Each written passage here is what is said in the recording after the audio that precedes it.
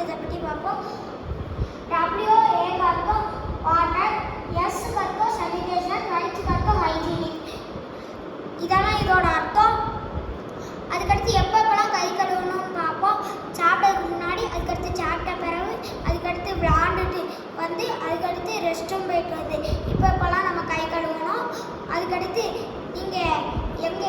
அதுக்கடுத்து வளர்ச்சிக்கான திட்டத்தை பற்றி பார்ப்போம். வளர்ச்சிக்கான திட்டம்னா நம்ம ஒவ்வொரு வகுப்பாக முன்னேறி போகிறோம், அதான் வளர்ச்சிக்கான திட்டம்.